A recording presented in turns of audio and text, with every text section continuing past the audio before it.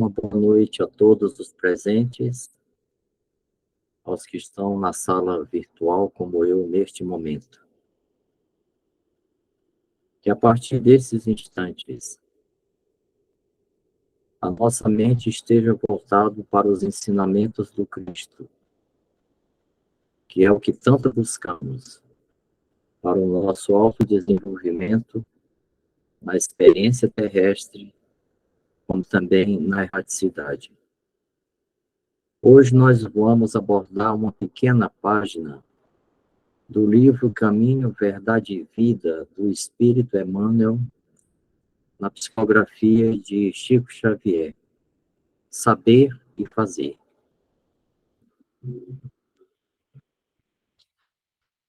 Se sabeis estas coisas, bem-aventurados sois se as fizerdes. Jesus, registrado em João, capítulo 13, versículo 17. Esse registro é que Jesus faz logo depois da ceia. Ele, antevendo que o tempo dele estava expirando, quis até os últimos instantes deixar a consolidação dos seus ensinamentos. E Emmanuel começa a dizer: entre saber e fazer, existe singular diferença. Quase todos sabem, poucos fazem. Todas as seitas religiosas, de modo geral, somente ensinam o que constitui o bem.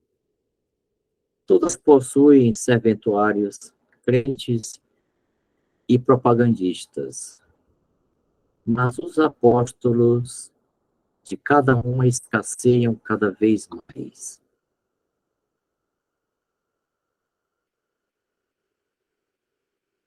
Sabemos que é dever de todos os espíritos conhecerem a lei divina, como posto na questão 614 de O Livro dos Espíritos. Porque lá estão as regras da vida, em todos os planos, em todos os níveis de evolução. São as regras que o Senhor colocou para ordenar toda a criação.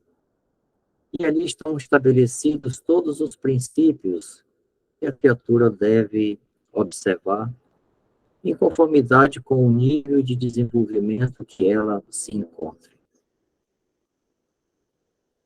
O Livro dos Espíritos também revela que todos podem conhecê-la, mas nem todos a compreendem. Isso está registrado na questão 619. Quer dizer, a gente vai ver também que foi perguntado onde estava escrita a lei natural, a lei divina. E a resposta foi sintética: na consciência. Mas na consciência, de acordo com o despertar espiritual de cada um. Foi também indagado quem Deus colocou para nos ensinar a lei divina.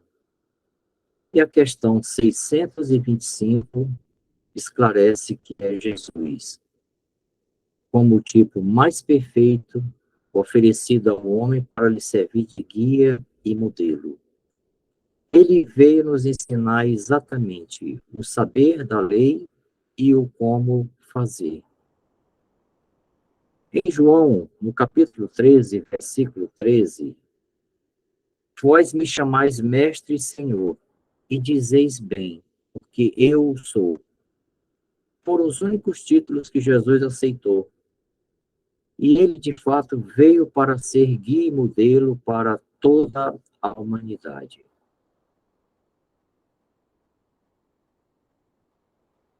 Emmanuel nos diz que há sempre vozes habilitadas a indicar os caminhos. É a palavra dos que sabem. E Jesus reafirma em João 8:12: eu sou a luz do mundo. Quem me segue não andará em trevas, mas terá a luz da vida.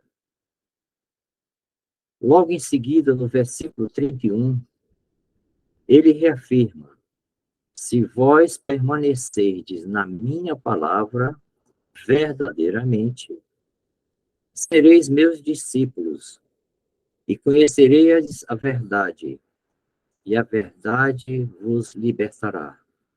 É nessa grande marcha que todos nós nos encontramos no momento. A fonte verdadeira para o aprendizado superior e de excelência é aquele que Jesus deixou em seu Evangelho. Ele é a luz do mundo, é o pão da vida. Mas como que este aprendizado ocorreria com cada qual, com cada indivíduo, nos diferentes estágios de desenvolvimento, quase todos ainda primitivos, ou ainda muito atrasados, mundo afora, com tantas criaturas na escola da Terra. A misericórdia do Senhor permitiu que seres mais próximos de nós pudessem ser farol em nossas vidas. E até porque assim não sentimos constrangimentos de aprender com alguém que está próximo de nós. Somos imperfeitos, aprendendo com seres menos imperfeitos. A figura dos nossos pais, dos nossos mestres, daqueles que nos dirigem nos ambientes de trabalho. E assim vamos prosseguindo sobre as retificações de erros anteriores, que agora melhorados servem de lições para gerações do porvir. Erros e aprendizados, novos registros de experiências melhoradas. Isso é transmitido de geração a geração, de tal modo que o avançar da coletividade acompanha o passo do esforço da civilização, o esforço dos coletivos, sempre sob a orientação dos maiores da espiritualidade. Mas são homens e mulheres reencarnados lidando com os ensinamentos de homens e mulheres que estejam naquele momento no estágio mais na retaguarda. Emmanuel volta então a pontuar. Raras criaturas penetram valorosamente a ferida, muitas vezes em silêncio, abandonadas e incompreendidas. É o esforço supremo dos que fazem. Jesus compreendeu a indecisão dos filhos da terra e, transmitindo-lhes a palavra da verdade e da vida, fez a exemplificação máxima através de sacrifícios culminantes. E em João 12, 26, Jesus pessoalmente nos ensinou: se alguém me serve, siga-me. E onde eu estiver, ali estará também meu servo. E se alguém me servir, meu Pai o honrará. Aquele que segue a lei natural, que se esforça por este tipo de aprendizado e testemunho, ele está seguindo exatamente os ensinamentos superiores que estão no Evangelho do nosso Mestre. E mais à frente, em João 13, 15, porque eu vos dei o exemplo, para que, como eu fiz, façais vós também. É afirmando o entendimento de Emmanuel, que é necessário aprender, sim, é necessário saber, mas é indispensável fazer, na experiência que fixa de fato o aprendizado, em que fica o registro do verdadeiro testemunho da conquista nesta grande estrada que todos nós nos encontramos. E a gente tem aqui uma analogia na própria natureza.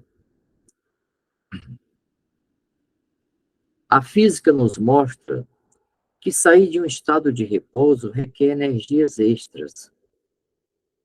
A tendência da massa, na natureza, é permanecer no mesmo nível de inércia, em repouso ou em movimento.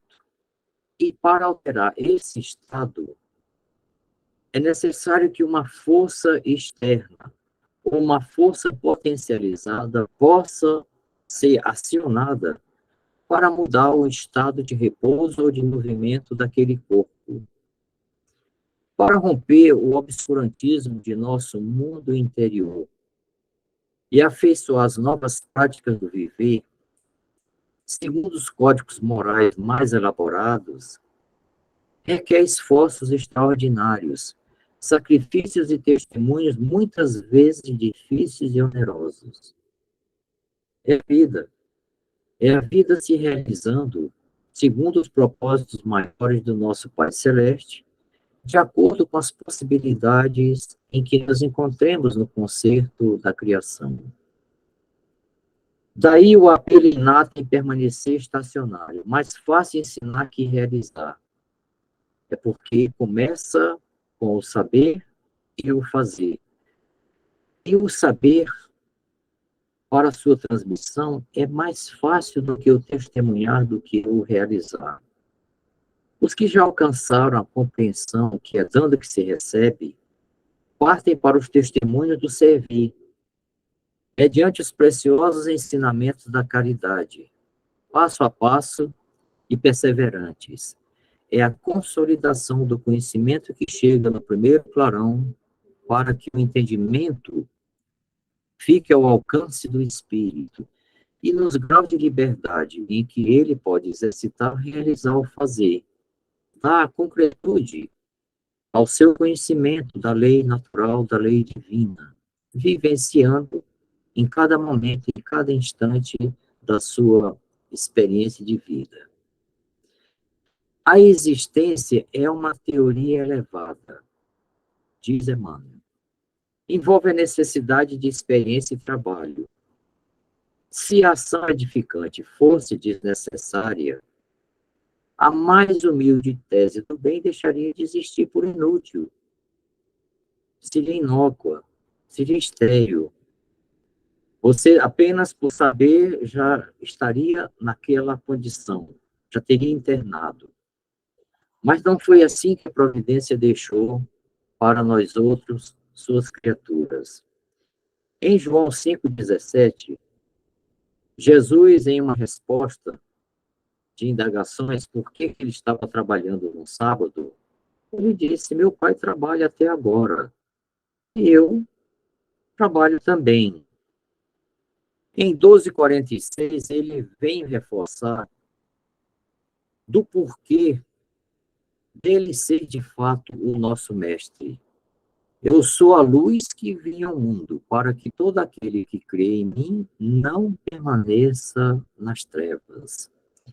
Ele veio nos auxiliar para acordar o nosso espírito ao cumprimento das leis que, pelas experiências ancestrais, nós vínhamos sempre desperdiçando ou retardando, com prejuízos enormes ao nosso processo evolutivo e deixando que permanecesse ainda a fereza e a incompreensão, o tumulto e os conflitos entre as criaturas. E ele veio, então, trazer páginas luminosas para acordar o nosso ser para patamares mais elevados. João assinalou a lição do mestre com sabedoria. Demonstra o versículo que somente os que concretizam os ensinamentos do Senhor podem ser bem-aventurados. Aí reside, no campo do serviço cristão, a diferença entre a cultura e a prática, entre saber e fazer. E Jesus, então, reforça, lá em João 14,15. Se me amardes, guardareis os meus mandamentos. E em 14,23, reafirma: se alguém me ama, guardará a minha palavra, e meu Pai o amará, e viremos para ele e faremos nele morada. Jesus, quando fala em guardar a sua palavra, ele se refere a que nós coloquemos em movimento o conhecimento da lei natural, como ele nos revelou. Aquele que guarda os seus ensinamentos e o aplica é aquele que está cumprindo A lei divina é aquele que está acordando o seu espírito dentro da escala do progresso, dentro do desenvolvimento, que é um apanágio de todas as criaturas. O Senhor nos criou para progredirmos, para sermos felizes, para vivermos em harmonia em mundos cada vez mais sutis.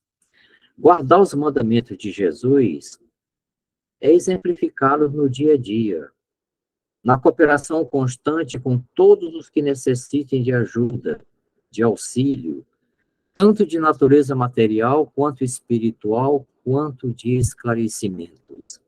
É a tríade: informar, praticar e aprender. O aprendizado que vem primeiro pelo conhecimento, ele passa pelos testes, pelos exercícios. E quando ele, então, é vivenciado, há a consolidação, a conquista, a justa conquista que Jesus fala quando nos diz: a cada um segundo as suas obras, né? Fixando esses ensinamentos que nós estamos aqui nessas pequenas páginas anotando, Chico Xavier, em alguns momentos, reafirmou esses ensinamentos pela sabedoria que o seu espírito foi amealhando, em tanto servir, em tanto cooperar, em tanto estar se doando ao próximo e vivenciando com as vibrações da espiritualidade mais elevada. Ele também sintetizou pensamentos extraordinários. E ele nos diz: o bem que praticares em algum lugar é o teu advogado em toda parte. Nós desejamos estar em mundos mais elevados. Nós ansiamos por viver em comunidades que sejam verdadeiramente harmônicas, que a gente viva em paz, sem receio das deliberações do próximo.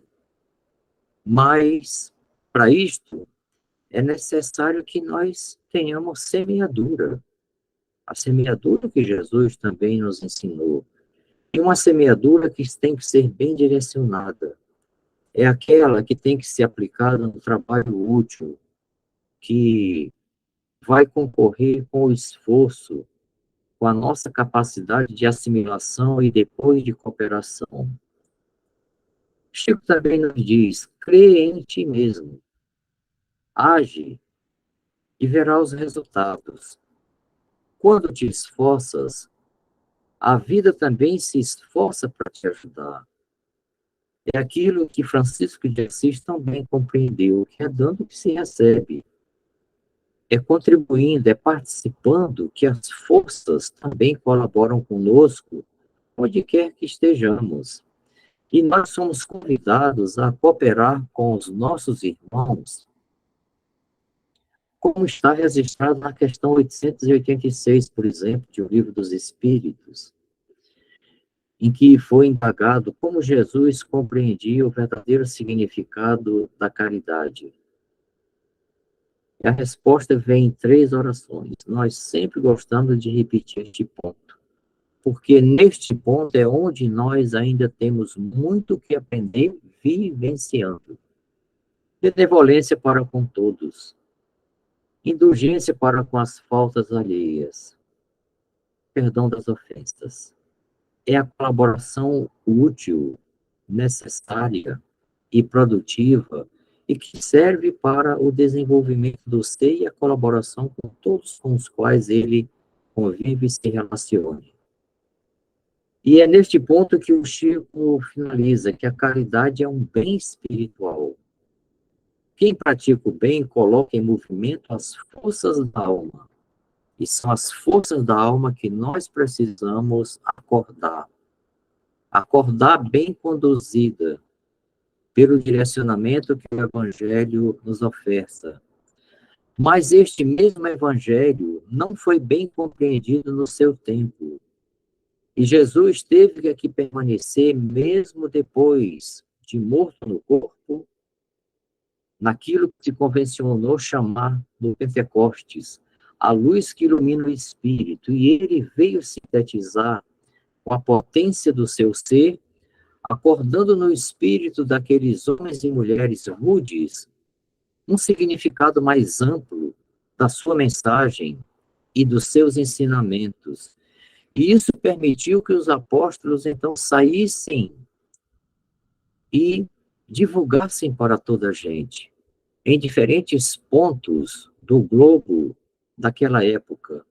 E isto suscitou logo depois também em Paulo, que de um perseguidor, ao compreender o significado sublime da mensagem de Jesus, a incorporou e deixou registros tão preciosos, abrindo mais compreensão para nós outros do Evangelho, que até hoje ainda abrimos as páginas que Paulo deixou e nelas apreendemos conteúdos que antes não havíamos captados. Mas não só. Jesus prevendo que a nossa mente, na cadeia de transmissão, iria deturpando ou diminuindo o conteúdo da mensagem, a gente tem como registro histórico que os primeiros evangelhos só foram escritos décadas depois do desencarne da morte de Jesus. Ainda que os apóstolos tivessem recuperado as mensagens com o auxílio espiritual, como a gente vai ver 18 séculos depois, com o advento do Espiritismo, nós vamos também ver que esta mensagem voltou rediviva com o Consolador. E o Consolador vem repaginando para nós outros de um modo extraordinário, de uma maneira mais profunda, para a mente do nosso tempo, pelo transitar de quantas reencarnações daquele tempo até agora, para que o nosso espírito, melhor habilitado na razão, na análise, pudéssemos absorver o Evangelho do Senhor de um modo mais apropriado ao nosso tempo, dado que as religiões tradicionais vêm falhando com a missão ao longo dos séculos. Então, nós estamos hoje no questionamento do saber e fazer, é no dilema. Temos acervos e mais acervos de informações e conhecimentos que nos chegam pela literatura complementar, nas páginas psicografadas, na própria compilação da doutrina espírita, que tem materiais mais do que suficiente, não apenas para mostrar uma luz para o espírito, mas para verdadeiramente incendiar os caminhos da iluminação do espírito. Nós somos como aquele caminhante que, numa estrada escura, ao pegarmos uma pequena lanterna, essa lanterna nós vamos vasculhar o entorno. E se identificamos um caminho, uma estrada, nós, com aquela pequena luz e num facho que é muito próximo a nós, vamos examinar como que é o leito do caminho, onde tem obstáculos, onde que essa estrada se prolonga, e vamos direcionando os nossos passos com este conhecimento que chegou nas claridades do nosso espírito, na estrada da verdadeira evolução espiritual. Quando pegamos uma lanterna mais potente, nós vamos antever com maior propriedade o caminho mais à frente com uma maior distância, podendo refinar a nossa trajetória do caminhar. Nós apenas não estamos vendo apenas o leito como eventuais obstáculos, como podemos regular com velocidade que devemos imprimir para percorrermos com segurança, dado que temos uma claridade maior a iluminar o caminho. O Evangelho ilumina o caminho da estrada evolutiva por quantos e quantos milênios à nossa frente. Nós temos uma estrada pavimentada para seguir sem titubear, sem vacilar. E esta reencarnação é a melhor oportunidade que estamos tendo de sabermos fazer aquilo que já sabemos como fazer guiado pelo Evangelho de Jesus, pela espiritualidade amorosa que nos acompanha em cada momento, em cada instante, auxiliando-nos a fazermos melhores escolhas, a realizarmos aquilo que é o bem, a estarmos em cooperação como co-criadores que também o somos, dentro do conceito da sociedade com a qual nós vivenciamos. Então, sigamos com Jesus, buscando servir o Cristo de Deus em todos os momentos, em todas as oportunidades que estejam ao nosso alcance. E agradecemos esses poucos minutos em que todos vocês ofereceram um pouco do tempo de vocês para refletirmos um pouquinho sobre as páginas maravilhosas do Evangelho do Senhor.